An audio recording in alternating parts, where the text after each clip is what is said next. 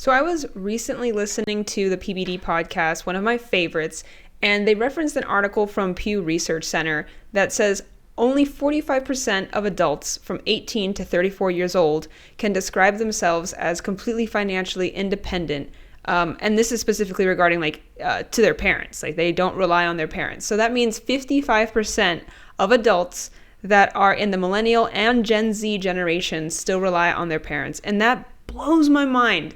And I guess it just got me thinking to a ton of personal experiences, my own experience, and the people I'm around, even my father who's deceased, like his own experiences with turning 18 and going out into the world. And I guess like just because I'm one of the younger millennials, I'm one of the youngest in the years that can still capture millennials. My sisters are the very first year of Gen Z. So 1997, they were born, they're Gen Z, and because we're basically like best friends can be, our worlds are very consolidated, essentially. They overlap really, really well between our two generations because of when we were born. But I think that trying to share my perspective on that article, I hope that it can inspire and encourage a lot of people who are still relying on their parents to get out of that situation, because I understand that times are hard now. They're probably harder than they've ever been, but that shouldn't stop you from going after your dreams and from, freeing your parents and freeing yourself of that obligation, I guess. So let's get into it. PBD was discussing what are the different things that can motivate someone to gain financial independence from their parents. And he says there's three main reasons, three big causes. Number one, you want to get financially free from relying on your parents for your expenses. Number two is that it's an accident. It's an accident that you just happen to be financially independent, right? Like, let's say that you just grow up knowing how to save, like the author of The Psychology of Money or Graham Stephan, it's just something in your brain tells you, I need to save. Not everybody has that. And the other motivator that can cause someone to get financial independence from their parents is by force. And that was personally my case. I feel like that was the case for a lot of people. Growing up and embracing the suck of being an adult wasn't necessarily something that I was like, yeah, today I'm ready. No, it was definitely something that was forced upon me just from the circumstances of life. And before I share, what my personal story was and what forced me to gain that separation from relying on my parents financially, I want to tell you my dad's story. So my dad's a baby boomer. He is one of the youngest baby boomers in that duration of whatever years qualify a baby boomer. But he grew up under the mentality that you're kicked out at your 18th birthday. My grandpa was a military man, so even before the baby boomers, when they talk about there are some hard old people, they were hard. So you get kicked out on your 18th birthday. My grandpa's mentality was, you're a man now, you take care of yourself. You have to be able to take care of yourself to take care of your own family. So my dad described his first couple years being out of the house, from 18 to 20 years old. He was working as a part-time busboy to the point that his clothing, he couldn't replace his clothes. He had two white button-down shirts. If you work in a restaurant, often they require you to have a uniform. You have to dress a little bit nicer.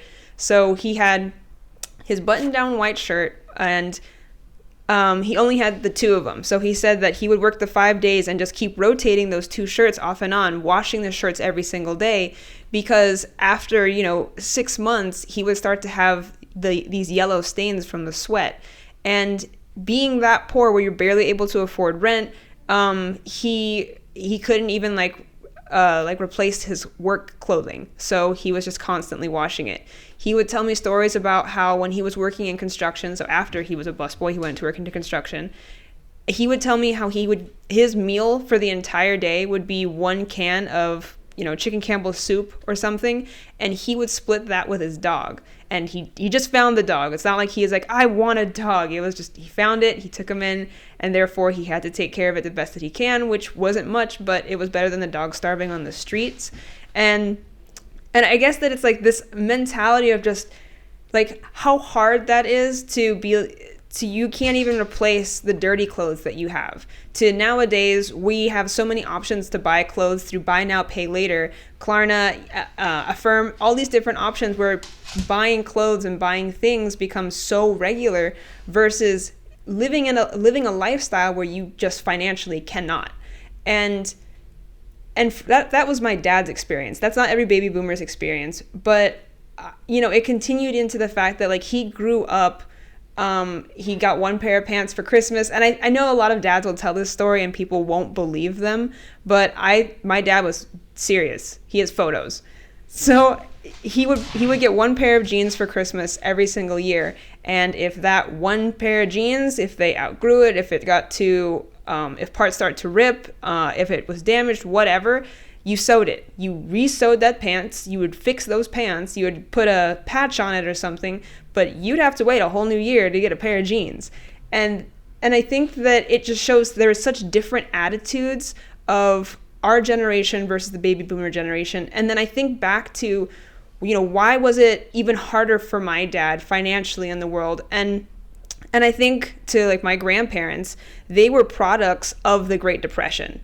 So like, and I guess for me, I'm blessed having that perspective of what it like multi-generational Americans, like what that looks like financially, as well as having that first generation, like my mom's an immigrant. And so as a first generation American, in a way, I saw both sides of the story, and having that experience from the Great Depression, looping back to that Great Depression experience teaches you scarcity all the time. You live in a world where you don't know if all of a sudden the stock market's going to drop, if all of a sudden there's going to be another world war, where you're going to get your next meal. And so people who would save their money inside of like coffee cans, you fixed things. You didn't buy new things. It's very different. So how that Great Depression like mentality of like you save whatever you can, you live very scarcely, that traveled through on the American side, right? But financial education compared to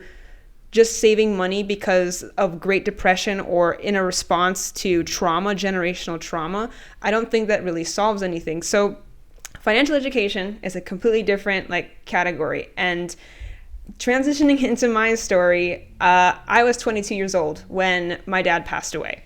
So he passed away a month before I was supposed to graduate college, and my dad was not financially educated, right? When they talk about rich dad, poor dad, my dad was definitely the poor dad, because when he passed away, we found out that he only had $9,000 in his bank account. And while that's better than nothing, that $9,000 went to funeral expenses and helping my mom cover like bills.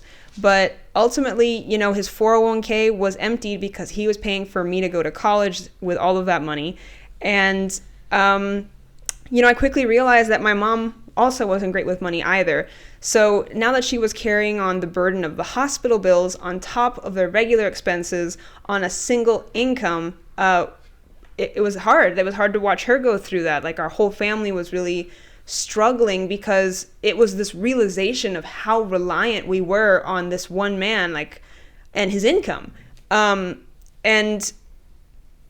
I think that like I was grateful that my dad didn't give us that same level of hardship where 18 years old you're by yourself, but at the same time there was definitely a large consequence to it in our well-being, because once that source of income, which was just a W-2 job, which was just paycheck to paycheck living for him, like once that was gone, that was earth-shattering for my whole family. And we had to give up our childhood home for a couple years. It was really like going through a very long and dark tunnel. Losing my dad, I didn't know if I was going to graduate college, so I had to take a 1-year break. And after going through a breakup within just losing my dad, now I had to come up with more money in order to move into a different apartment to get away from that relationship, as well as to move closer to my family, my sisters and my mom, and just be there with them during like this really weird time.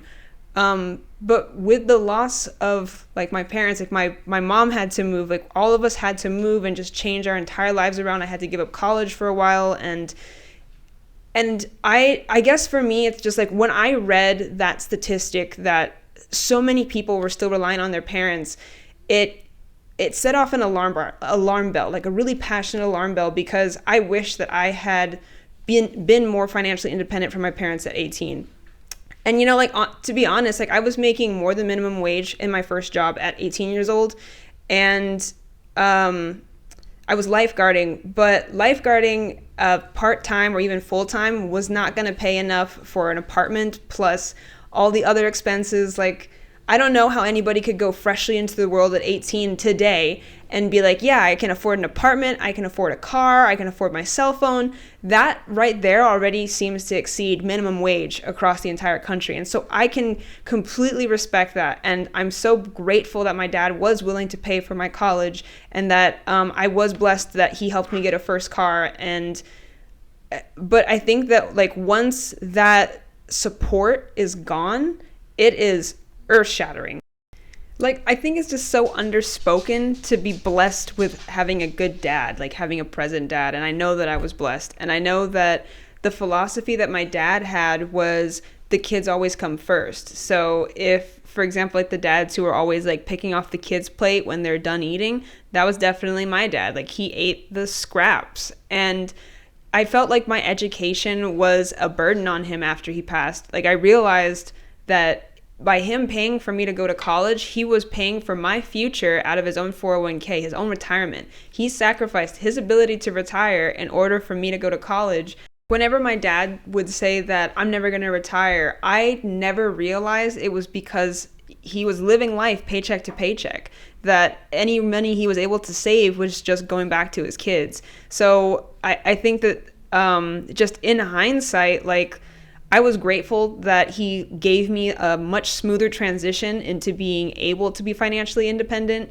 It took some time, right? I think that when I first lost him, I had to figure out car insurance, and I'm still not great with understanding insurance stuff, but I'm getting better at it because it's just one of those essentials you have to have as an adult. You need to understand insurance. You have to know how to, have bills, how to like be in a comfortable spot where you can automate them, and how to manage them so that way and then eventually getting a credit card. Like, I didn't get my first credit card until I was like 24, because my dad always said that he hates credit cards because he had a terrible experience with it. But if you don't get a credit card, it makes buying a house that much more difficult. And it was just, you learn. I had to learn by force. And it's like probably the best thing that could have happened to me, because I think my life has become so oriented around like financial education and becoming financially literate for myself. I started, studying accounting when I was 20, and from there, it's just my whole life and career has oriented around understanding finances because of how traumatic of an experience that was for myself, for my family.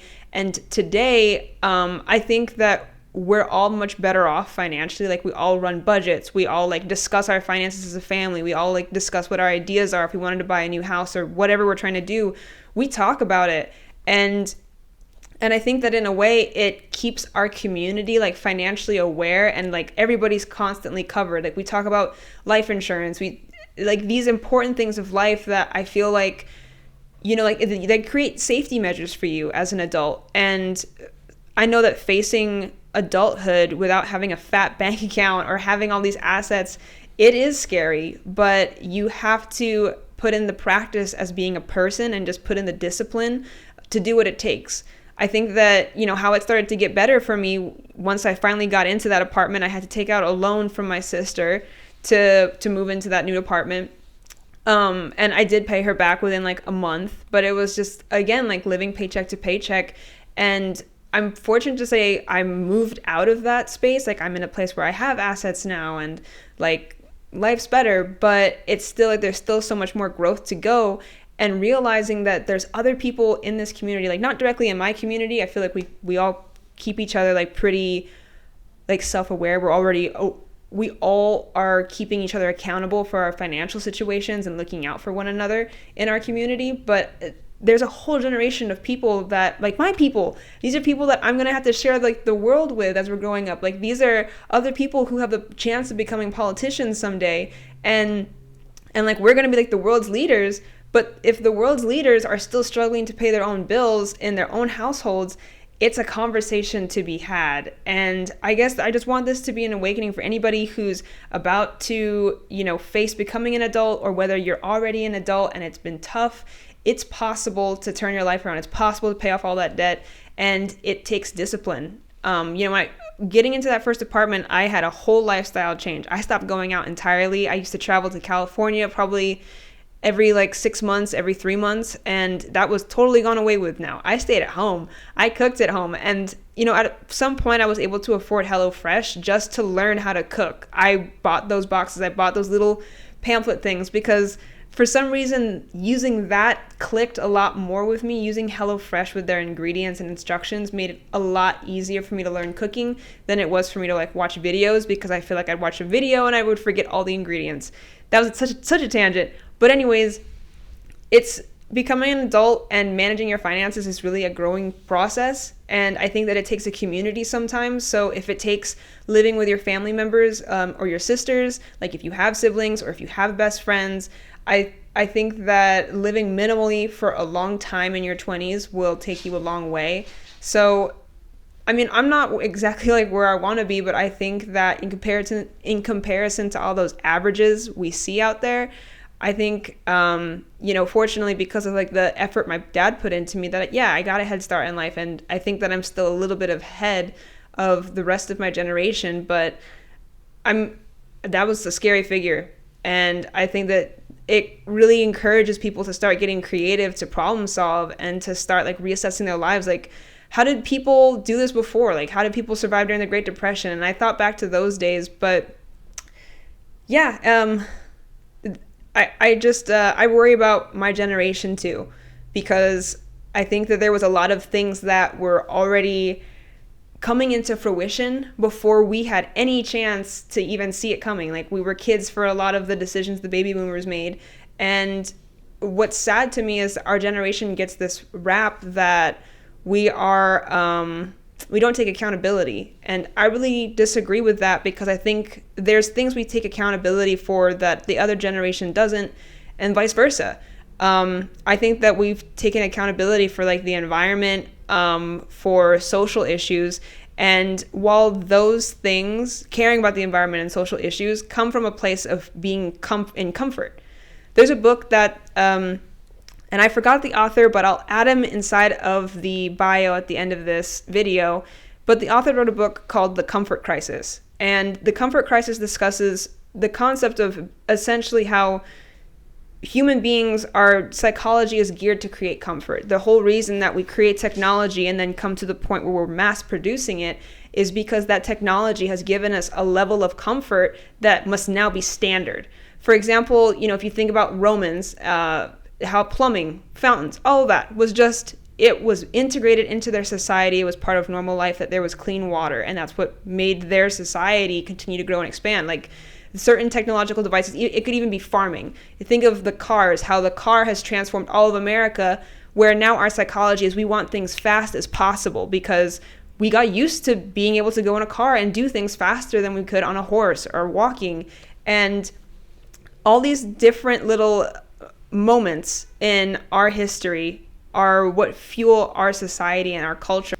But in the book, The Comfort Crisis, he continues to describe the fact that we get used to things being comfortable, to the point that when people talk about violence becoming something that is built into our psyche, it's built into our psyche in a sociological way, but it's also built into our psyche as an instinct. So if the previous generation had to go to war, then it makes the next generation still have that fighting bone to them. That was the mentality, where it's if the previous generation had to fight, then this generation will have the fighting bone, and then it'll continue forward. So there always has to be a generational war to keep warriors ready to take blood. I don't understand it. I guess it is what it is. That was a line of thinking. I don't necessarily know if it's true, but that concept that there is an instinct that continues to go through generations that enforce it versus something that fades.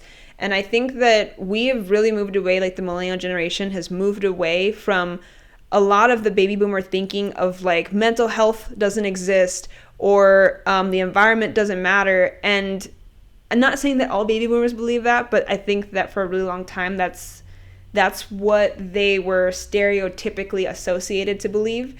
It's like we viewed things differently, like with science, and as we learn new things, our life, our world changes. And so, for example, I think when millennials and Gen Z are looking at working, for example, what work means to us has become so diluted, I think, between social media telling us that money is easy and like money is like way more possible, to Disney Channel showing us that, you know, like in adulthood, it's not really about working, that life is all about like having fun. And it's just such these drastic polarizations of images that we were kind of indoctrinated into through our whole lives of how we view work and how we grow up into it. Like our parents working 9 to 5. I think that for our parents working 9 to 5, it was a level of like, this is awesome, because money was more reliable. Things were stable in our economy for them, for people to always have access to getting money. And if you think back to the Great Depression, where for a hot minute there was a solid percentage of people, I probably should reference this like and be more scientific about it, I don't know the percentage, but it was a large enough percentage of the population that was unemployed that it caused it was called the Great Depression for a reason. Like, so many people were unemployed. And from that thinking, like if we think back to multi-generational, if the previous generation didn't have jobs but this generation's got jobs, that's awesome. But now it's, if the next generation will also have jobs, will we just have jobs forever? Like, what's the progression of jobs? How do the jobs get better? And I think that that's kind of like where we're sort of at. Like work has gotten better. We don't have these extreme levels of work hours like we used to in like the 1920s, like before World War II, where child labor and stuff was still acceptable. We've moved away from a lot of those things as a society, and that's awesome. But now we're at a point where when we talk about like work-life balance, where the majority of people, there was another article that came out, referenced on PBD again, saying that 40% of Americans don't want a promotion. And I think that really just stems from the fact that, like, when we talk about like work-life balance, that's what people are after. They want to feel meaning in their work. I think that's at the core what it is, meaning in their work. And not enough people are feeling that. They don't feel enough control over their lives. They don't feel the ability to move upwards. And something really interesting is going to happen in our economy for all these work requirements. I think going from working at the office to going remote to being told now you have to go back into the office, the working conditions are changing as the economy is changing. And as work is changing, the opportunities that are out there, it affects people's perceptions of the world and how they can make money and how they are going to be able to support their families. So either way, it's a crazy time. I think that things are going to get better. I really do believe that, because we're all really young. We're still all under 40, maybe just touching 40 if you're an older millennial. I don't think there hasn't been a millennial president yet. So our ideals and what we really stand for hasn't fully been circulated out into like the world enough, I think, to fully gauge what millennials actually stand for. Because I don't necessarily think that it's just that we lack accountability. I don't think that it's solely that. But I guess that the big push is we need to get stronger, guys. Like, we need to show these guys what our stuff is and just start getting creative. Like, I know that we can change the world because we're the ones who are about to inherit the world. So to the generation that comes after us, I hope we leave it a lot better than it was left to us. But yeah, this is a message to my people, to all the people that are out there. Like, we can really change things, and I think that just growing up and taking responsibility for whether it's time to move out of your parents' house, time to get financially independent, or whatever aspect of your life it is, I think that we can do this. We can handle adulthood, we can handle like the changes of the economy and anything that comes our way. So if you're listening to this, I just wanted to say thank you. I know this is a little bit of an off format from what I normally do, but it was just a casual discussion on the world around, the world at large. But thank you again for listening. I hope you have a great day and keep growing.